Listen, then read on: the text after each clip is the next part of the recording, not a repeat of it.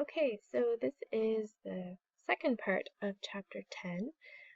So the first part, again, dealt with some basic things about waves, and then some of the ways that waves are categorized. And then the second part, which this video is mainly about, is dealing with one of those types of waves, which are the typical ones that we tend to see when we go to the beach. Chapter 11, again, is going to deal with the other types of waves. So there were wind waves, and then the other types included seiches and tsunamis and tides, ones with really long wavelengths and who have their shallow water waves with different properties. Okay, so this part is mainly about wind waves. So, again, wind waves are gravity waves formed by the transfer of wind energy into water. Their height, so the distance from crest to the top of a crest to the bottom of a trough, is for most less than 3 meters high. Again, their wavelengths tend to be from 60 to 150 meters. The disturbing force, or what tends to get them going, what is the source of the energy that gets them started. Basically, they start out as capillary waves, so little ripples in the water that are caused by interaction between the wind and the water surface, and then they gradually grow. Okay, the restoring force to start as their capillary waves. The restoring force is the cohesive forces, or the forces that are holding the water molecules together, so the hydrogen bonds that are helping with cohesion and the surface tension. And then as they get bigger, the restoring force is gravity. Okay, so in other words, wind waves start as capillary waves, and the capillary waves form due to wind interacting with the surface. Surface tension tries to restore them.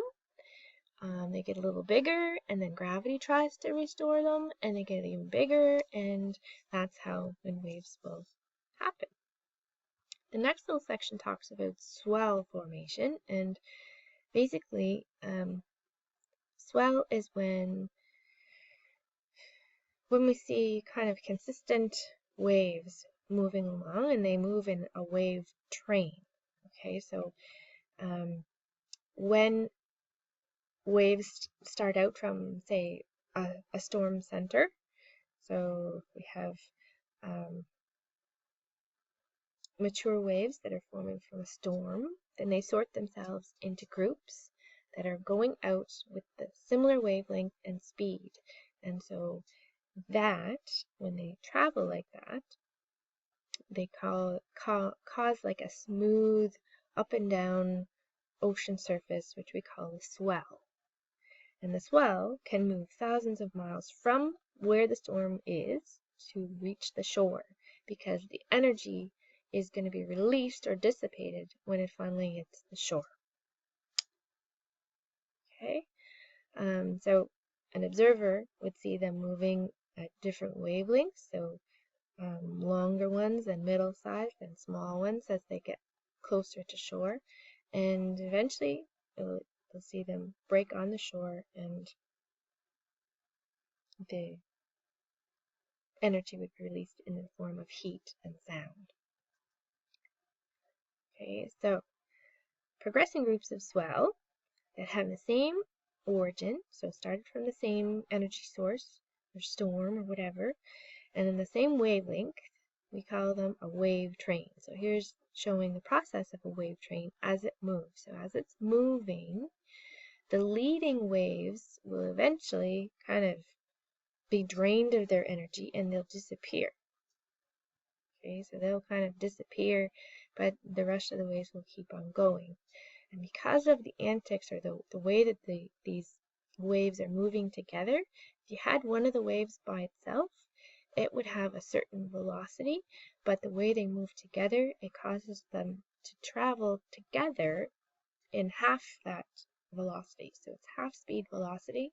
We call it group velocity. So when they move like that in a wave train, then they end up moving slower than if they were moving individually. There's a really great animation and video that you should watch, and I'll probably put it on here in a bit, or show you at least where it's at. And it talks about these 3 important factors. So they are factors affecting wind wave development, and that will determine how big the waves are, how far they go, all of that. Okay, so the 3 things are wind strength, wind duration, and fetch. So the wind strength, basically the mean speed or wind strength of the wind is,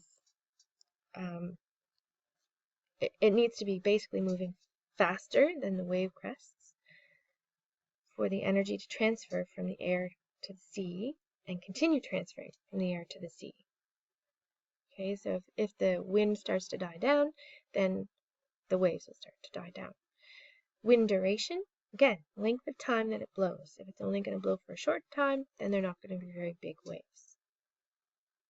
The fetch is basically the uninterrupted distance over which the wind blows without change direction, without a major change in direction. Okay, so duration is how long it blows, but the fetch is how much distance it will blow in that particular direction without a major change which would affect the waves. Okay. So, strong winds must blow continuously for 3 days for the largest waves to develop fully. And so when they do that, we call it a fully developed sea. So the fully developed sea is maximum wave size that's possible. If it blew for longer or stronger, then it's still not going to get any bigger than that. Okay, so that's a fully developed sea where the maximum wave size is possible. And they can't get any bigger than that. Greatest potential for large waves occurs beneath the strong and nearly continuous winds of that west wind drift. Do you remember the west wind drift when we talked about it in an earlier chapter that's surrounding Antarctica? Some of the earlier explorers reported in their notes that they encountered wave trains, so successive waves, coming at them with heights in excess of 30 meters. So that's like 100 feet. That's huge, huge, huge, huge. Okay, now, wind wave height. There comes a point where if the wave, where the wave gets so high compared to its wavelength that it will end up toppling. It'll end up breaking. Okay, so this is referring to wave steepness when they look at the ratio between the wave height and the wavelength. Okay, I think I have a, there. Nope, that's not it. Where'd it go? Oh, on the desktop. Right. Okay, so this is a picture from your book. Let's see if I can get it any. Anyway, basically, the maximum ratio is 1 to 7. So for 1 meter high to 7 meters wavelength, okay, if it gets higher than that, so if the ratio becomes higher than 1 to 7, then eventually it's going to break. It causes it to break. So let's see.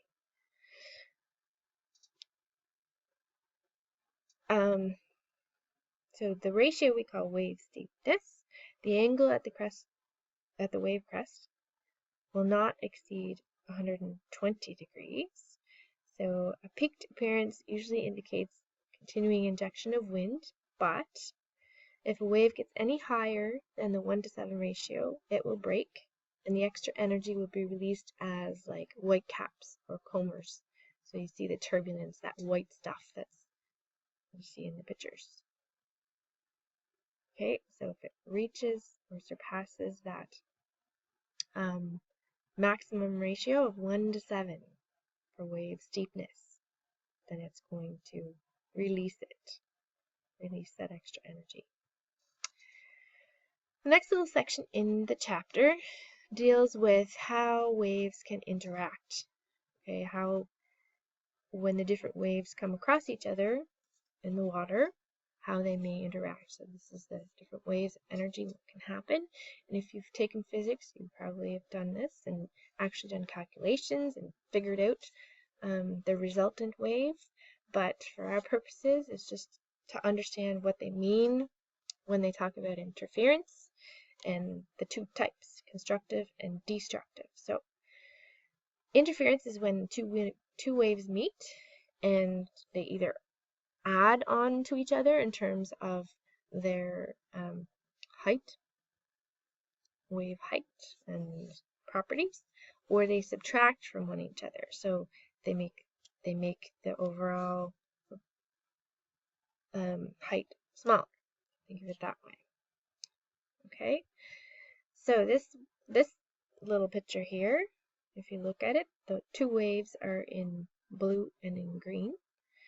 So if you looked so they have the same frequency in this case, and so when they meet in this fashion, then the result that you end up with is bigger. Okay, so they add to each other. So that's called constructive interference. So here's wave 1 and here's wave 2, and if they meet in such a way that they complement each other's frequency and other properties, then they will add to give bigger waves. So it gives a wave with larger crests, higher crests, and deeper troughs than either of the starting waves. Destructive interference, when their properties they don't complement one each other, they're sometimes opposite or slightly different, and so the resulting wave doesn't always end up canceling each other out entirely. If it did, then that's what causes a standing wave, okay, or nodes at different points. But what it does do is it makes the resultant wave have smaller crests and not as deep troughs. Okay, if they're exactly opposite in their properties, then they would cancel each other out and cause a standing wave. So it's the cancellation effect. The destructive interference causes cancellation effect where at least parts of the wave properties are lessened. Okay, it cancels them out so that the crests aren't as high, the troughs aren't as low, to the point of if they were exactly opposite in their properties, then they could cancel each other out completely. Now, what are some of the consequences? Well, if you have enough constructive interference, you could end up with super, super high crests and super, super deep troughs. And that is the case of what we call a rogue wave, like what those explorers saw. Okay, but even bigger ones can come up. So in a large storm, if they happen to have meet each other in such a way that they have constructive interference, they can keep on increasing the height of the crest to the point where they are super, super high and then super, super deep troughs. And this is what we call a freak wave, known as a rogue wave. This wave would be much larger than any noticed before, and the theoretical maximum wave capable of being sustained in a fully developed sea. Sometimes they come about a single rogue wave because of the way that other waves have met each other, and they can be really scary for if you're out at sea, and you certainly wouldn't be expecting something like that. The next section talks about and shows what happens as the wind waves approach the shore. So these numbers kind of correspond to what's happening in the diagram. Okay, so in this first one, it's showing how the wave train moves towards the shore, and when the water becomes less than half the wavelength deep, okay, it starts to be transitional wave and then eventually shallow water wave, okay, but basically it's starting to feel the bottom, starts to feel the ocean bottom. It causes the circular orbits that the water particles were moving in to become flattened, okay. The wave's energy is now packed into less depth, so the crest become more peaked and more peaked. Towards the bottom, the friction is slowing the wave at the bottom, but the wave continues to move faster along the surface. Okay, so it's kind of creating a drag at the bottom. And then at number 4, this is where the wave becomes too high, so it's reached past that 1:7 ratio. And then eventually once it reaches that 1:7 ratio and passes it, then it will break. Okay? As the water becomes even shallower, the part of the wave that's below average sea level slows again.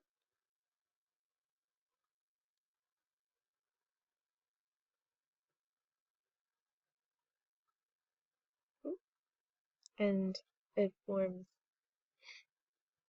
well, the white caps and turbulence that we saw earlier. Okay? As the crest moves ahead of its supporting base, the wave breaks. Usually breaks when it finally reaches 3 to 4, the ratio of wave height to water depth. It starts to, you can see that it starts to, the peak of the crest kind of starts to get ahead of the bottom of the wave. And then when it reaches the 3 to 4 ratio, then it breaks completely. This turbulent water as it's coming in on shore, the turbulent water that's rushing ahead is known as the surf, and then the region where that surf shows up is called the surf zone. So when you're looking on your diagram, from here to where it can't really do that anymore, that would be referred to as the surf zone. When you're seeing the surf. There's 3 different waves that can form, the 3 different types of waves that break against the shore.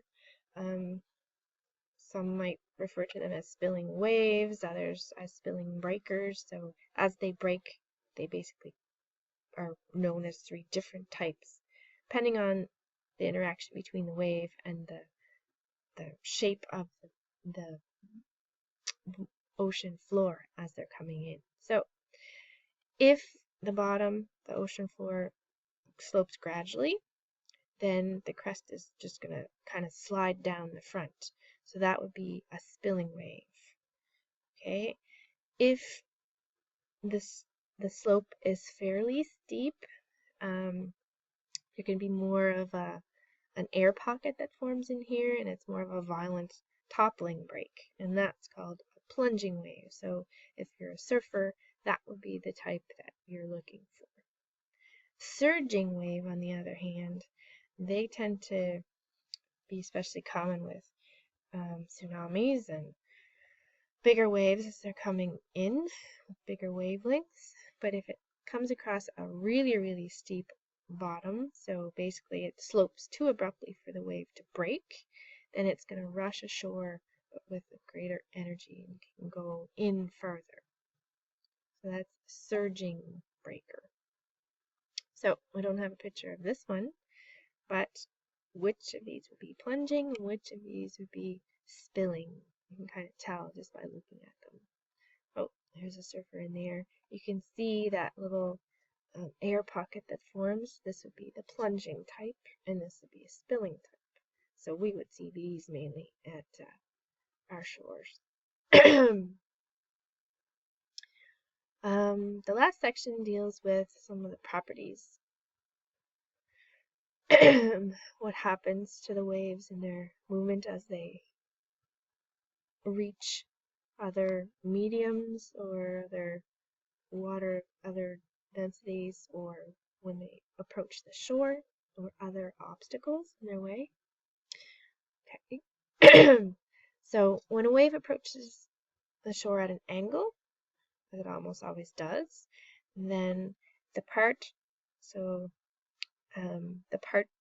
waves are moving in this direction, but because this part over here is reaching shallower water first, this part's still moving fairly fast. Okay, but this part's going to slow down, so it causes the wave front to bend. Okay, so you kind of see it bending here.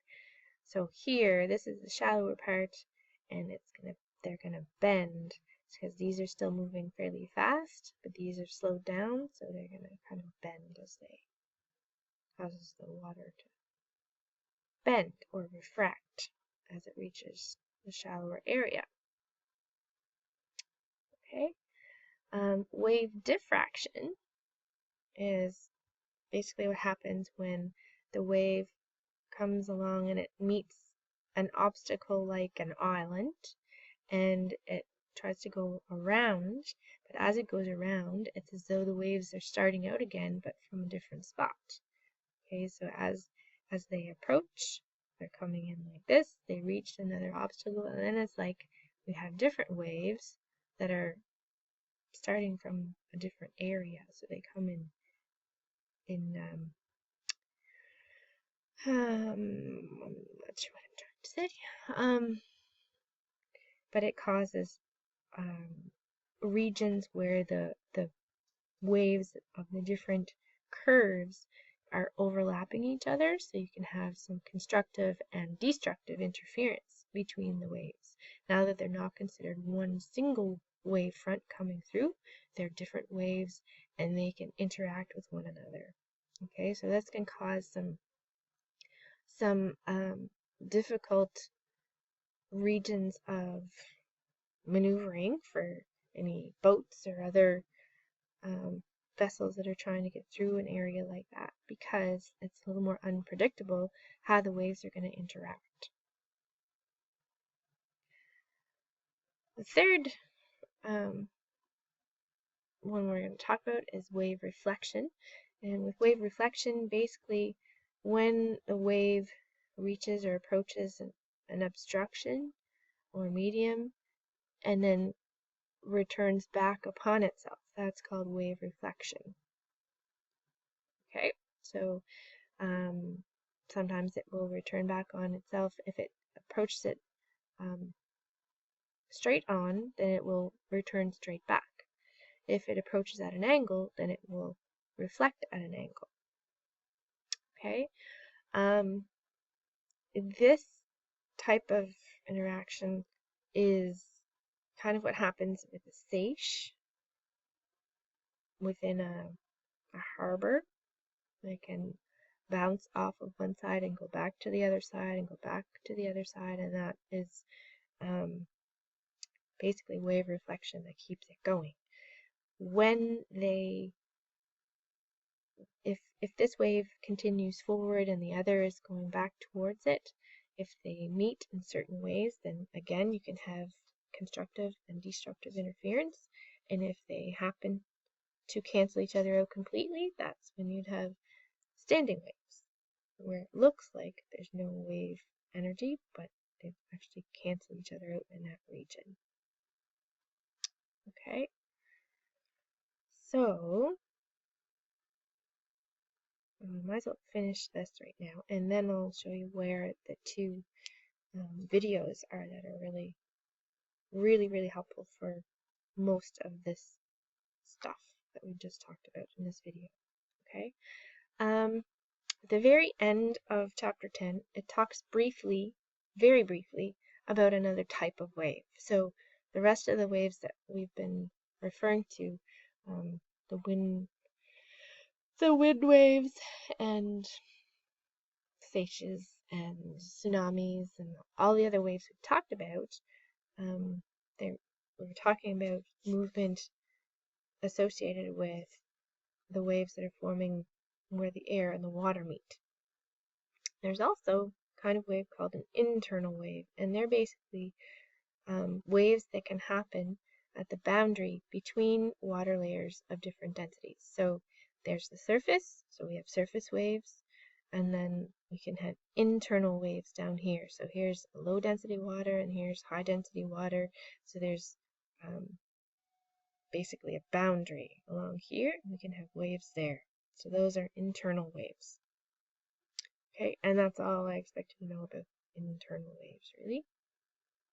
That they exist and what they are. So, there's a really good animation. It focuses on refraction, but in it talks about the orbital movement of the water particles and other properties that we've talked about in chapter 10. And then it follows up with asking you to watch the other video, okay, which is on the science of big waves. So these are two excellent ones that will help you to understand the information here better. The refraction animation gives you more of a graphic visual of what's happening, and then in the science of big waves, it talks even about the wind duration and the fetch and the wind speed, that those are the three things that really are what are behind the building of these great big waves, like the one that they're going to share with you, the one that the surfers just can't wait to get to whenever they come about. Okay? And they can actually predict them fairly well now using all the modern technology. So I'll show you this one, but I'll let you watch this one on your own because it's 10 minutes. So I'll show you the refraction animation.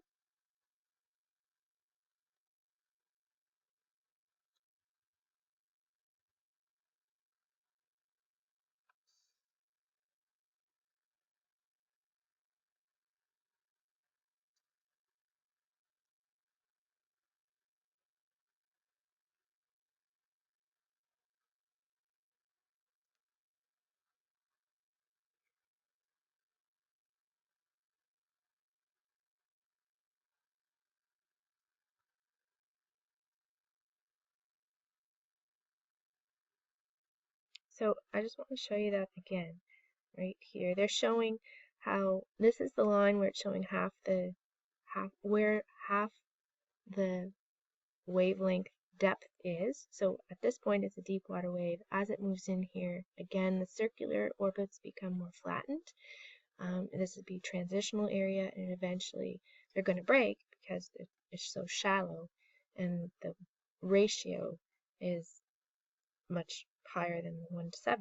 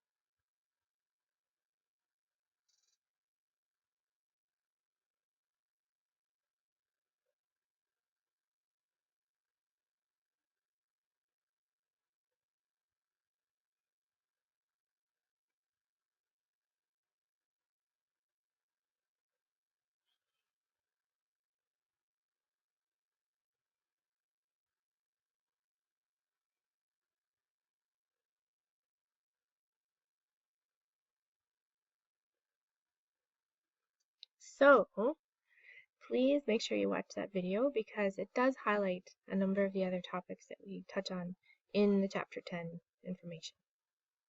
Okay, so if you have any questions, please ask. You're only going to learn more if you ask questions, whether it's of me or of someone else, but I'd love to be able to help you out.